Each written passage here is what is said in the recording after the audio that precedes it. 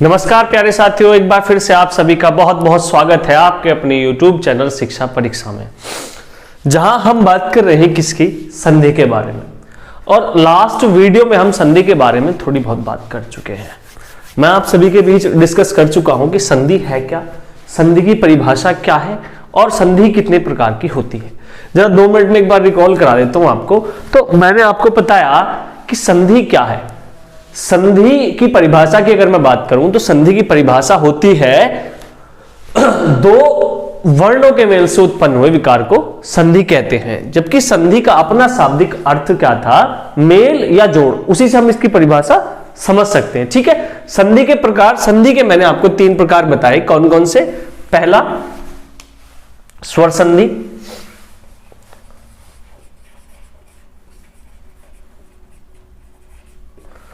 दूसरा व्यंजन संधि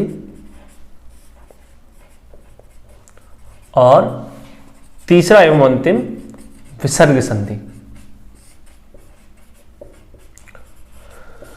तो संधि के प्रकार कितने थे? संधि के 3 प्रकार थे और इन प्रकारों को हम आराम से एक तरीके समझ भी चुके थे, कैसे कैसे कब स्वर संधि होती है, कब व्यंजन संधि और कब विसर्ग संधि। बाकी डिटेल में जब पढ़ेंगे, जब इनका एक एक करके अध्ययन करेंगे। ठीक है, तो स्वर संधि में मैंने बताया जब किसी स्वर का मेल स्वर से होता हो तो क्या कहलाती है? स्वर संधि कहलाती है। जबकि किसी स्वर का मेल किसी व्यंजन से या किसी व्यंजन का मेल किसी स्वर से या व्यंजन का व्यंजन से मेल, ये 3 केस में क्या होती है? व्यंजन संधि होती है। जबकि मैं बात करूं विसर्ग संधि की, तो आपको पता था कि विसर्ग जो है शब्द के हमेशा अंत में आता है। विसर्ग से कभी कोई शब्द प्रारंभ नहीं होता, शुरुआत किसी शब्द की विसर्ग से नहीं होती। तो हमें पता था कि विसर्ग हमेशा अंत में रहेगा, तो प्रथम वर्ण का जो लास्ट वर्ण हो सकता है वही हो सकता है हमारा विसर्ग। तो विसर्ग का या तो स्वर से मेल या विसर्ग का व्यंजन से मेल, ये 2 केस कौन से थे? विसर्ग संधि के थे। ठीक है, तो अब स्वर संधि के बारे में आज हमें पढ़ना है और स्वतंत्र स्वर संधि के प्रकारों से मैं आप सभी को पहले ही अवगत करा चुका हूं। ठीक है, तो देखते हैं स्वर संधि क्या थी। जहां पर स्वरों का स्वरों से मेल होता है उसे स्वर संधि कहते हैं। और मैंने कल आपको बताया कि स्वर संधि हमारी कितने प्रकार की होती है? 5 प्रकार की। कौन कौन सी? दीर्घ स्वर संधि, गुण स्वर संधि, वृद्धि स्वर संधि, यण स्वर संधि और बाद में अयादी स्वर संधि। और उन्हीं में से ही आज हम पहली संधि की बात करेंगे। पहली संधि हमारी दीर्घ स्वर संधि। कौन सी? दीर्घ स्वर संधि। ये वीडियो देखने से पहले मैं रिकमेंड करूंगा कि पहले वाली जो वीडियो है ना संधि की, वहां आप देख लीजिए, आराम से आपको पूरी तरीके से वीडियो समझ आएगी। ठीक है, वरना ऐसे आपको समझ आने वाली है नहीं। तो देखिए स्वर संधि क्या कहती है, ये दीर्घ स्वर संधि क्या कहती है। देखिए दीर्घ स्वर संधि में होता क्या है, मैंने आपको कल बताए थे, स्वर व्यंजन भी बताए थे। हमारे स्वरों की संख्या कितनी होती है? ऐसे लिख दो स्वर। स्वर हमारे 2 प्रकार के हम होते हैं जनरली, और बहुत से आधार हैं बांटने के, है ना। लेकिन मात्राओं के आधार पर हम क्या कर सकते हैं? उच्चारण के आधार पर 2 आधारों में बांट सकते हैं। पहला लघु कह सकते हैं या ह्रस्व कह सकते हैं, है ना। और फिर दीर्घ। तो ये होते हैं 4 हमारे। कौन? आ, ई, उ और री। ठीक है, और यहां पे हम लिख सकते हैं आ, ई, उ, ए, ऐ, ओ और औ। अब देखिए यहां से हम अपने स्वरों को थोड़ा सा पढ़ना है। ठीक है, तो मैंने शायद पिछली वीडियो में बताया नहीं बताया, अब बता देता हूं कि ये जो हमारे स्वर होते हैं जिनके लघु और दीर्घ दोनों रूप होते हैं, लघु और दीर्घ दोनों रूप होते हैं, इन्हें क्या कहते हैं? इन 6 स्वरों को हम कहते हैं सजातीय स्वर। क्या? सजातीय स्वर। मतलब एक ही जाति के अपने स्वर कहलाते हैं। कौन से? ये जिनका लघु और दीर्घ दोनों रूप होते हैं, इन्हें कहते हैं हम कौन से? सजातीय स्वर। मतलब क्या है? एक ही जाति के 2 स्वर होते हैं, जैसे ए और आ, ई और ई, उ और उ, इन्हें कहते हैं सजातीय स्वर। तो देखिए क्या है, दीर्घ स्वर संधि की परिभाषा की बात करूंगा, इसके अंदर हम क्या पढ़ने वाले हैं। तो इसकी परिभाषा हो जाती है इस प्रकार कि जब भी किन्हीं 2 सजातीय स्वरों का मेल होता है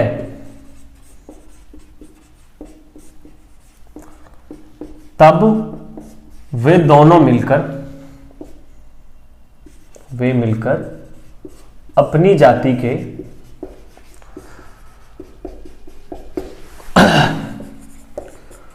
दीर्घ स्वर में परिवर्तित हो जाते हैं।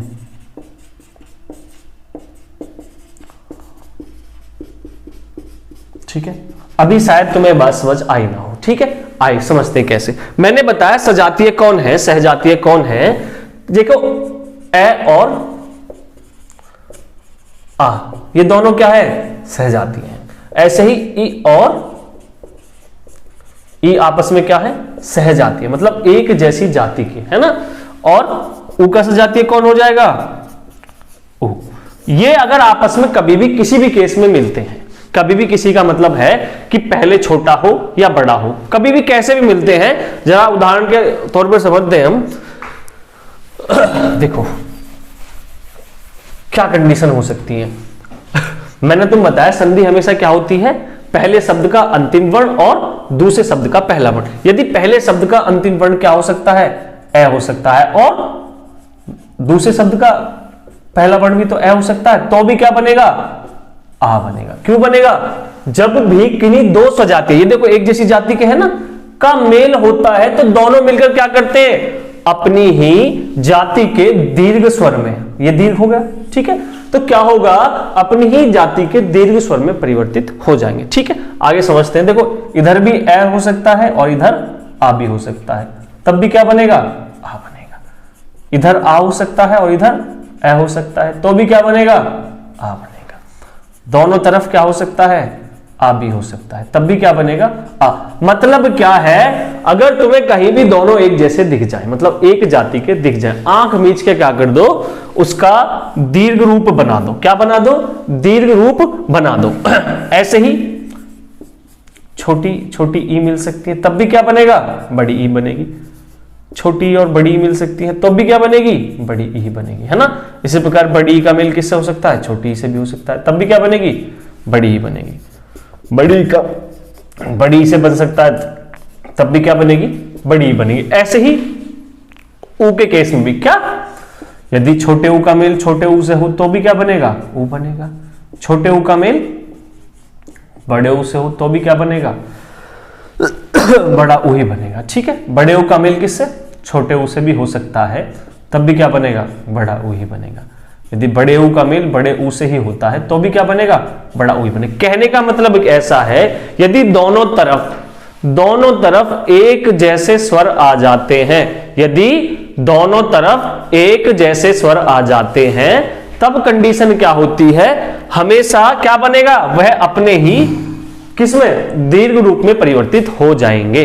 वह अपने ही किसमें परिवर्तित हो जाएंगे, दीर्घ रूप में परिवर्तित हो जाएंगे। चलिए आगे देख, तो ये देखिए, जितना भी मैंने तुम अब तक दीर्घ स्वर संधि के विषय में बताया, उसे मैं आराम से सरल सी 3 लाइनों में लिख देता हूं। ठीक है, तो 3 सरल सी लाइन क्या हो सकती है। पहली, यदि किसी ए या इधर भी आ हो, उसका मेल किसी ए या आ से होता है तो हमेशा क्या बनेगा, आ बनेगा। ठीक है, अगर किसी ई या ई का मेल किसी ई या ई से होता है तो क्या बनेगा, हमेशा ई बनेगी। उ और उ का मेल किसी उ या उ से ही होता है तो क्या बनेगा, हमेशा उ बनेगा। ये 3 लाइन हमें क्या रखनी है, स्वर संधि के विषय में याद रखनी है। बस ये 3 लाइन, दोनों तरफ कुछ भी हो, है ना, पर होने कैसे चाहिए, सहजातीय। ठीक है, एक ही जाति के अगर 2 स्वर आपस में क्या कर रहे हैं, संधि कर रहे हैं, तो हमेशा केस में क्या, इस केस में क्या बनेगा, वे अपने ही जाति के किसमें, दीर्घ स्वर में क्या हो जाएंगे, परिवर्तित हो जाएंगे। बात इतनी सी याद रखनी। ठीक है, अब इसके 2 एक एग्जांपल मैं तुम्हें यहां पे कराता हूं, है ना, उसके बाद तुम्हें ये चैप्टर बहुत आसानी से क्लियर हो जाएगा। मानो देखो, जैसे शब्द है योग अभ्यास, शब्द क्या है, योग अभ्यास। शब्द क्या है, योग अभ्यास। मैंने तुम्हें बताया ये एक शब्द और ये दूसरा शब्द, दोनों के बीच में संधि कराने के लिए हमें पता होना चाहिए कि क्या संधि होती किन किन के बीच है। तो जो पहला शब्द है उसका क्या चाहिए हमें, अंतिम वर्ण। क्या चाहिए, अंतिम वर्ण। और दूसरे शब्द का क्या चाहिए, प्रथम वर्ण, क्या, प्रथम वर्ण। तो निकालो जरा, निकालेंगे कैसे, वर्ण विच्छेद से। और वर्ण विच्छेद तो मैंने आपको 2-3 बार करा दिया, ठीक है। अब मुझे पता है इसका तो कुछ नहीं करना, ठीक है। और गे आधा रह जाएगा क्योंकि इसके साथ क्या है, ए। इनको तोड़ लो, लास्ट जो हमारा अक्षर है उसे तोड़ लो, किसमें टूटा, गा और गे और ए में, ठीक है। उसके बाद देखो यहां से पहला, ये तो सीधा सीधा निकल जाएगा। प्रथम वर्ण क्या है, ए ही है, क्या है, ए। और उसके बाद जो भी कुछ है ऐसा का ऐसा छोड़ दो, ठीक है। हमें पता चला कि ए और ए संधि किसके बीच हुई है, ए और ए के बीच में। क्यों, क्योंकि पहले शब्द का अंतिम वर्ण और दूसरे शब्द का पहला वर्ण दोनों क्या है, ए। अब मैंने यहां पे तुम्हें बताया कि दोनों तरफ अगर एक ही जाति का कोई सा भी वर्ण हो, ए हो या आ हो, दोनों में से कोई सा किधर भी हो, वो किस में बदल जाएंगे, अपनी ही जाति के दीर्घ वर्ण में, ठीक है। तो अब यहां पे क्या बचा, आधा था और यहां पे ऐसा का ऐसा ही जोड़ के लिख दो। अभी आ क्या करेगा, गय को उसका पूर्ण रूप दे देगा, गय को उसका क्या दे देगा, पूर्ण रूप। तो क्या हो जाएगा, योग और आ है तो आ, ठीक है, अभ्यास, योगाभ्यास, क्या बन जाएगा, योगाभ्यास। अगर नहीं समझ आ रहा तो यहां लिख देता हूं मैं एक बार, ये आ ने इसको गय को पूरा किया और योगाभ्यास, ठीक है। शब्द का बना योगाभ्यास। एक दो एग्जांपल और देख लेते हैं ना, उसके बाद तुम्हें एग्जांपल से समझ आने वाली है चीजें। आई जैसे शब्द लेता हूं, एक है परम और दूसरी तरफ अणु, ठीक है, परम और अणु।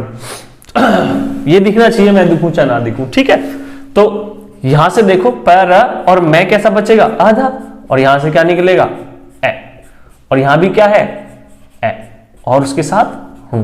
दोनों ए और ए ने मिलके क्या बनाया, आ बनाया, और यहां पे क्या है, और यहां पे हूं। ये आ क्या कर देगा, इस मैं को पूरा कर देगा, आ क्या कर देगा, मैं को पूरा कर देगा। शब्द क्या बनेगा, परमा और णु उसके साथ जुड़ जाएगा। आशा कर रहा हूं कि तुम्हें चीजें समझ आ रही हैं। देखिए एग्जांपल में काफी सारे कराऊंगा, दिक्कत वाली बात नहीं, ठीक है। जब समय दे ही रहे हैं तो 2 मिनट और से, क्योंकि बिना एग्जांपल्स के संधि समझना आसान नहीं, आसान नहीं है ही नहीं, पॉसिबल ही नहीं है। संधि तुम्हें समझ कहां से आएगी, एग्जांपल से ही समझ आएगी, ठीक है। एक और शब्द लेते हैं, महा प्लस आत्मा, महा प्लस आत्मा। देखो वही करना है, सबसे पहले हमें क्या चाहिए, पहले शब्द का अंतिम वर्ण और दूसरे शब्द का प्रथम वर्ण, ठीक है। तो मैं और है को किसने पूरा किया हुआ है, आ ने, क्योंकि यहां पे क्या है, आ की मात्रा है, ठीक है। इस बार ए नहीं है, इस बार क्या है, आ, ठीक है। और यहां भी इस बार क्या है, आ, तो निकालो आ, और जो बचा उसे ऐसे ही लिख दो। अब संधि हो किस किस के बीच रही है, इन दो वर्णों के बीच, और दोनों ओर क्या है, आ, दोनों ओर क्या है, आ।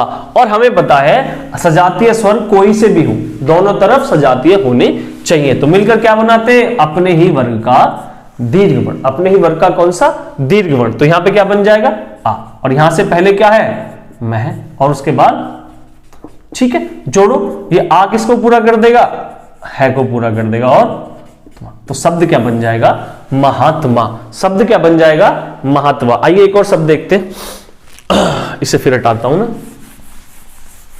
हाँ शब्द देख लेते हैं, इस बार ई वाला देख लेते हैं ना। हाँ शब्द है कपि, ये पै और ई प्लस ईस। शब्द क्या है, कपि प्लस ईस। देखिए पहला शब्द दूसरा शब्द, तो हमें क्या चाहिए, पहले शब्द का अंतिम वर्ण। क्या चाहिए, पहले शब्द का अंतिम वर्ण। तो पहले शब्द का अंतिम वर्ण क्या हो जाएगा, ई। कौन सी ई है, छोटी ई, क्योंकि ई की मात्रा भले ही पहले लगी हो लेकिन उसका उच्चारण कहां है, बाद है, उसका स्थान कहां है, बाद में। बाकी हम चढ़ा दी जैसे देते हैं, ठीक है।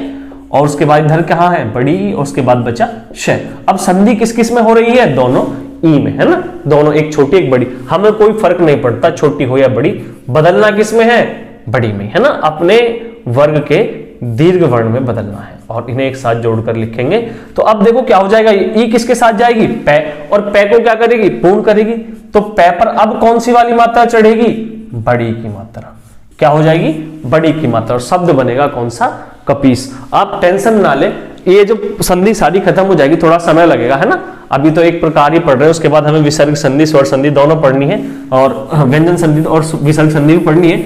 उसके बाद मैं वीडियो लाऊंगा, जितने मुझसे क्वेश्चन हो जाएंगे 150 जितने भी अब तक मैंने क्वेश्चन देखे होंगे इधर उधर सारे जगह से उठा के सारे यही सॉल्व कराऊंगा, और ये संधि की टेंशन एकदम से तुम्हारी सारी खत्म, ठीक है, टेंशन मत लो।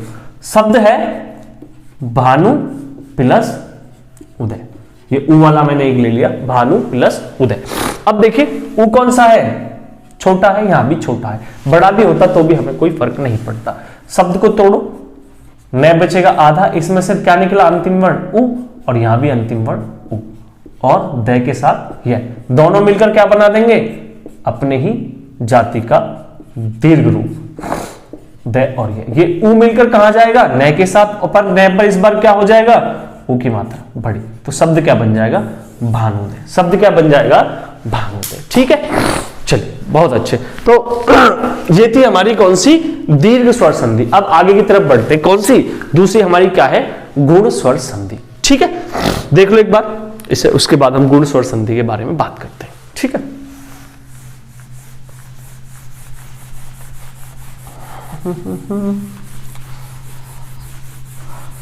चलिए अब हमारा क्या था, दीर्घ स्वर संधि में क्या था, एक जैसे दो सजातीय स्वर, एक जैसे दो सजातीय स्वर जहां मिलते थे वो अपने ही जाति का क्या बना लेते, बड़ा रूप बना लेते, दीर्घ रूप बना लेते थे। लेकिन दूसरी संधि क्या है हमारी, गुण स्वर संधि। क्या नाम है इसका, गुण स्वर संधि। इसकी परिभाषा जरा पहले मैं लिखवा देता हूं, इसके फॉर्मूले टाइप जो बनाता हूं, और उसके बाद परिभाषा लिखवाने की कोशिश करूंगा, क्योंकि फिर तुम्हें आसानी से समझ आएगी। देखिए यहां पे क्या होना है, मेल तो होना है किसका, ए और आ का ही। इस तरफ या तो ए होगा या आ होगा, लेकिन दूसरी तरफ तीन केस हो सकते हैं, यानी पहला शब्द का अंतिम वर्ण, पहले शब्द का अंतिम वर्ण का अंतिम वर्ण तो क्या होगा, या तो ए होगा या आ होगा। लेकिन इधर तीन केस हो सकते हैं, किसमें, दूसरे शब्द के पहले वर्ण में, दूसरे शब्द का जो पहला वर्ण होता है उसके लिए तीन केस है ना, उसके लिए तीन अलग अलग केस है, तो तीन अलग अलग लाइन हमें समझनी पड़ेंगी, है ना। वहां भी तीन ही थी वैसे, तो कोई दिक्कत वाली बात नहीं। अगर किसी ए और आ का मेल किससे हो जाता है, ई या ई से, ई या ई से हो जाता है, तब क्या बनेगा, क्या बनेगा, ए बनेगा, क्या बनेगा, ए बनेगा। और किसी ए या आ का मेल किससे हो जाता है, ऊ या ऊ से हो जाता है, तो क्या बनेगा, ओ बनेगा, क्या बनेगा, ओ बनेगा। यदि किसी ए या आ का मेल किससे हो जाता है, री से हो जाता है, किससे, री से, तब क्या बनेगा, अर, क्या बनेगा, अर। और जो रे है ना, ये हलंत रूपी रे है, कैसा है, हलंत रूपी रे। अगर तुम्हें इन्हें समझने में थोड़ी सी भी दिक्कत परेशानी आ रही तो याद करो जब मैंने तुम्हें वर्णमाला पढ़ाई थी, क्या पढ़ाई थी, वर्णमाला। और वर्णमाला में इनको मैंने क्या बनाया था, बताया था तुम्हें संयुक्त स्वर। ये क्या थे, संयुक्त स्वर, दोनों ही क्या थे, संयुक्त स्वर। जब भी मैंने तुम्हें बताया होगा इनका मेल किससे होता है, ए और ई से, ए का मेल किससे, ई से होने पर ए का निर्माण होता है, और ऐसे ही ए का मेल किससे, ऊ से होने पर ओ का निर्माण होता है। तो वहीं से रिलेट करना है, लेकिन यहां पे कंडीशन क्या है, यहां पर ए और आ दोनों हो सकते हैं। ऐसे यहां पर छोटी बी भी हो सकती है और बड़ी ई भी हो सकती है, छोटा ऊ भी हो सकता है और बड़ा ऊ भी हो सकता है। तो यहां से तुम्हें तीन बात समझ आई। यदि किसी ए और आ का मेल ई, कोई सी भी ई, किसी भी आ का मेल किसी भी ई से हो जाए तो क्या बन जाएगा, ए बन जाएगा, छोटा ए बन जाएगा, है ना। जब किसी ए या आ का मेल किससे हो जाए, कोई से भी ऊ से हो जाए तो क्या बन जाएगा, ओ बन जाएगा, क्या बन जाएगा, ओ। यदि किसी ए और आ का मेल किससे हो जाए, री से हो जाए, किससे हो जाए, री से, तब क्या बन जाएगा, बन जाएगा हमारा अर, है ना, क्या बन जाएगा, अर। तो इसकी परिभाषा आप यहीं से लिख सकते हैं कि गुण स्वर संधि में क्या होता है, जब किसी ए और आ का मेल किससे होता हो, किससे, ई या ई। इसकी परिभाषा लिखने की भी शायद तुम्हें जरूरत नहीं है, यही आप लिख लो तो भी काम चल जाएगा, क्योंकि परिभाषा में कुछ है तो है नहीं, है ना। तो यही हमें ग्राफ बनाना है। तुम चाहे तो इन्हें तीन अलग अलग लाइनों में लिख सकते हो, कैसे, चलो मैं यहां भी लिख देता हूं एक बार। यदि ए या आ का मेल किससे हो जाए, किसी ई या ई से हो जाए तो क्या बनेगा, ए बनेगा। यदि ए या आ का मेल किससे हो जाए, ऊ या ऊ से हो जाए तो क्या बनेगा, ओ बनेगा, क्या बनेगा, ओ। यदि किसी ए, यहां पे ए, और आ का मेल किससे हो जाए, री से हो जाए, किससे हो जाए, री से, तो क्या बनेगा अर को भी उदाहरण के तो जब उदाहरण कराऊंगा इसके तब समझूंगा, ठीक है, कोई टेंशन लेने वाली बात नहीं, ठीक है। यहां भी ये तीन छोटी सी लाइन तुम्हें याद रखनी, किसकी, गुण संधि की, किसकी, गुण संधि की, ये छोटी सी तीन लाइनें तुम्हें याद रखनी। चलते हैं इसके उदाहरण की तरफ, ठीक है। तो आइए इसके दो एक एग्जाम्पल देखते हैं ना गुण स्वर संधि के। जैसे शब्द है परम प्लस ईश्वर, ठीक है, शब्द क्या है, परम धन ईश्वर, है ना, धन बोलते हैं हिंदी में, प्लस कोई दिक्कत नहीं है। देखो यहां पे देखो पे और रे तो ऐसे ही रहेंगे, और मैं से क्या निकल जाएगा, ए निकल जाएगा, और इधर से क्या आएगा, ई, और जो बचा है उसे ऐसा का ऐसा ही लिख दो, ठीक है। हमें क्या चाहिए था, पहले शब्द का अंतिम वर्ण जो कि क्या है ए, और दूसरे शब्द का प्रथम वर्ण जो कि क्या है ई। अब हमने पढ़ा जब भी ए और ई का मेल होगा, ए और ई, या तो आ, यहां आ भी हो सकता था या छोटी भी हो सकती है, हमेशा क्या बनेगा, ए बनेगा, क्या बनेगा, ए, कौन सा, छोटे वाला ए, और उससे पहले क्या है, और तो है ये, ठीक है। तो अब देखो ए याद हो तुम्हें, ये एक ये वाला ए होता है और एक ये वाला ए होता है ना, इसकी मात्रा एक होती है और इसकी मात्राएं दो होती है, याद रखना, है ना, कंफ्यूज नहीं होना, गलती नहीं करनी कभी, इसकी मात्रा न चढ़ाओ। तो यहां पे क्या हो जाएगा, पर और ए की मात्रा ऊपर स्वर, तो परमेश्वर कैसे लिखा जाता, ऐसे, बात समझ आ रही है, परमेश्वर कैसे लिखेंगे, ऐसे, ठीक है। और देखो शब्द सुरेंद्र, नरेंद्र सब यहीं से ऐसे, जितेंद्र सब इसी से बनते हैं। जैसे कि सुर माने देवता होते हैं और इंद्र, शब्द क्या है, सुरेंद्र, ठीक है, इससे बनेगा क्या, सुरेंद्र। देखो कैसे बनेगा, रे से हम क्या निकाल लेंगे, ए निकाल लेंगे, है ना, और उधर से क्या आएगा, ई आएगा, उसके बाद जो भी कुछ है उसे ऐसा कैसा छोड़ दो, कोई हमें इतना उससे कोई जरूरत भी नहीं है उसकी। आ और ई मिलकर क्या बनाते हैं, ए बनाते हैं, और उससे पहले क्या है, सुर, और बाद में जो है ऐसा का ऐसा ही। अब ये एक ही मात्रा इसके ऊपर चढ़ जाएगी, क्या हो जाएगा, सुरेंद्र, क्या बन जाएगा, सुरेंद्र, ऐसे ही क्या बनेगा, नरेंद्र, ठीक है, बात समझ आ रही है। अब वो वाला देख लेते हैं, अगर नहीं आ रही तो एक दो बार वीडियो को रिपीट करो, कोई दिक्कत वाली बात नहीं, बहुत आसान चीज है, इतना इसमें कोई रॉकेट साइंस है नहीं, है ना। वो वाले में देखिए शब्द है जल प्लस उर्मी, शब्द क्या है, जल प्लस उर्मी, उर्मी का मतलब धारा से होता है ना, जल की धारा, इस शब्द का जल उर्मी शब्द बनेगा। देखो जय और ले में हलंत रूपी लगाऊंगा, और यहां से पहले शब्द का अंतिम वर्ड क्या निकलेगा, ए, और यहां पे क्या है, ऊ में क्या लग जाएगा, जो भी है बचा हुआ शब्द, है ना, दोनों मिलकर क्या बनाते हैं, ओ, है ना, अभी पढ़ा है मैंने, ए या आ का मेल ऊ या ऊ से हो तो क्या बनता है, ओ बनता है।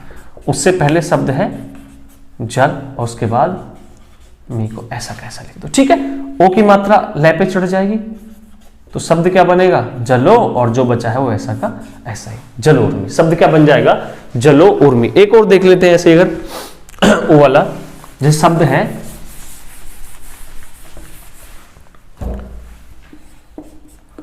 ग्राम प्लस उद्योग, क्या है, ग्राम उद्योग, है ना, ग्राम धन उद्योग।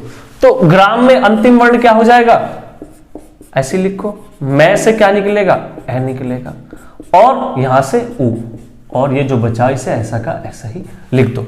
ए और ऊ मिलकर दोनों क्या बनाते हैं, ये तो पढ़ रहे जब से, क्या बनाते हैं, ओ बनाते हैं, क्या बनाएंगे, ओ बनाएंगे। उससे पहले क्या है, ये हलंत रूपी है, उसके बाद, ठीक है, ये ओ मिलकर किसको पूरा कर देगा, मैं पे क्या है यहां पर हलंत, ठीक है, तो क्या बनेगा, ऊपर ओ चला जाएगा, और उद्योग ऐसा का ऐसा ही, शब्द क्या बन जाएगा, ग्राम उद्योग। तो ये भी समझ आए होंगे, है ना। अगर चाहो तो एक और शब्द में करा दूं, एक अर वाला करा देता हूं, है ना, क्या करा दूंगा, अर वाला, ये बहुत है,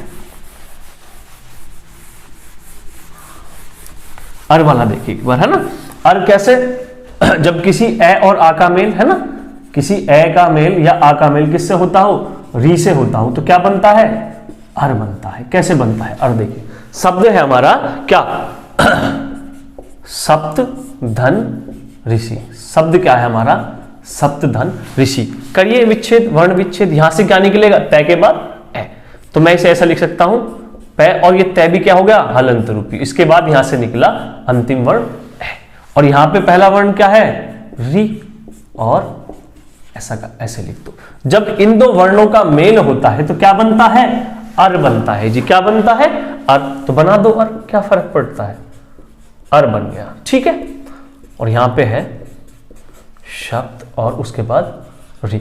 अब देखो ये ए तो कहां चला जाएगा? तय के साथ। तो ए ने तो किसको पूरा कर दिया? तय को। लेकिन ये रे जो है, मैंने वहां भी बताया जहां लिखा है हलंत रूपी रे है। रे कैसा है? आधा। और हलंत रूपी रे की मात्रा हमेशा कहां चढ़ती है? ऊपर की तरफ। कौन सी? ये वाली। ये क्या है? इसका मतलब जो रे है हमारा कहां है?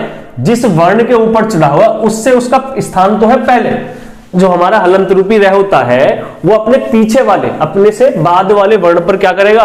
ऊपर की तरफ चढ़ता है। और जबकि ये वाला जो क्रम है, इसका मतलब यहां पे कै आधा है। रे पूरा है लेकिन कै आधा है ना? रे पूरा है लेकिन कै आधा है। तो यहां पे ये जो है, यहां पर रे पूरा होता है और ये वाला जो रूप है इसमें क्या होता है? रे आधा होता है। लेकिन उच्चारण क्या होगा? जिस वर्ण के ऊपर उससे पहले।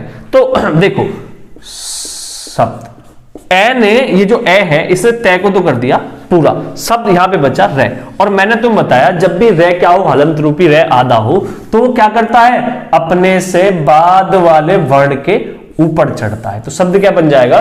सप्तऋषि। शब्द क्या बन जाएगा? सप्तऋषि। तो आज यही पढ़ते हैं, वीडियो ज्यादा लंबी करने से कोई फायदा नहीं है, समय के साथ साथ आराम आराम से पढ़ते रहेंगे, है ना। तो मैंने अब तुम्हें दो संधि करा दी। कौन कौन सी? पहली वृद्धि संधि और दूसरी, पहली दीर्घ संधि और दूसरी गुण संधि। और कल हम बात करेंगे वृद्धि, यण और अयादि के बारे में। तीनों को एक ही वीडियो में खत्म करने की कोशिश करेंगे, है ना। कोई ज्यादा वीडियो भी नहीं है, 2-3 वीडियो में तुम्हारी ये संधि और संधि खत्म हो रही है। इतना तो समय देना पड़ेगा, क्योंकि अगर मैं चाहूं तो तुम एक वीडियो में क्या कर दूं, ये फॉर्मूला लिख लिख कर खत्म कर दूं। लेकिन जब तक तुम क्या नहीं करोगे, इनके उदाहरणों को नहीं समझोगे, जब तक तुम्हें संधि समझ नहीं आएगी, है ना। संधि रटने की चीज नहीं है, संधि क्या है? समझने की चीज है, समझने की, है ना। तो समझो, खोल खोल कर शब्दों का क्या करो? वर्ण विच्छेद करो, कौन सा वर्ण किससे मिल रहा है और कैसा उन दोनों के बीच में क्या विकार होता है ना।